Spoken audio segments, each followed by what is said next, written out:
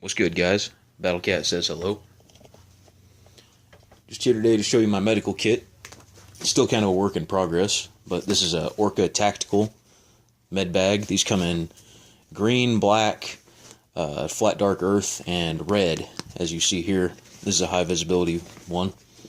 It has an attachment point on the back, which is compatible with any MOLLE attachment system, such as my Beast Combat Systems AK-74 chest rig here. I could interface that directly into there if I was so inclined.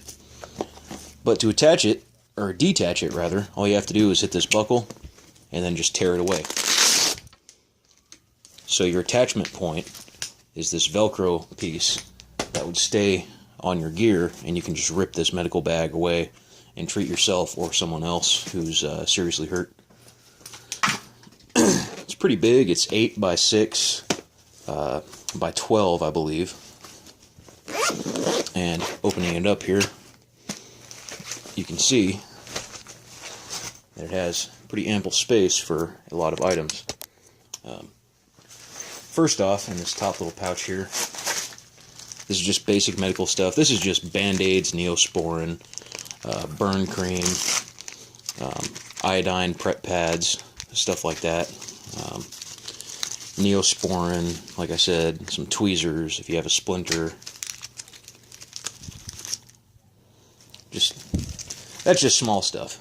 But the rest of this is pretty heavy duty. This is if you're bleeding to death or someone is about to die kind of medical equipment.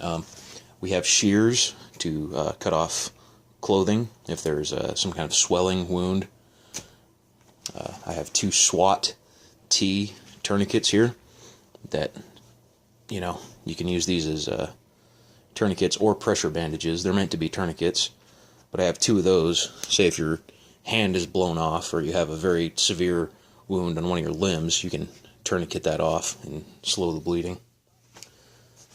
Also, I have a little bit of sunscreen here, just because I'm out in the desert a lot and people need sunscreen. They never bring their own, so. Then we have a SAM splint, which is relatively new technology to me. It's soft and flexible and can easily be cut, but when you put a C-shape bend into this, it becomes rock hard, and you can splint a broken wrist or ankle or really just about any bone. You could splint with this and wrap it with an ace bandage, which I have 3 in here. To control heavy blood loss, we have Quick Clot.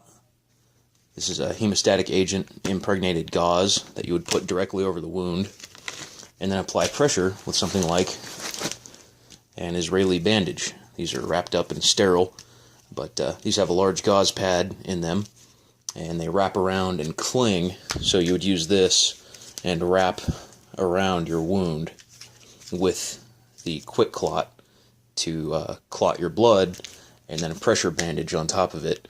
And this is for a very serious injury, like a gunshot wound or a stab wound. You're bleeding a lot. That's a very serious injury to take care of.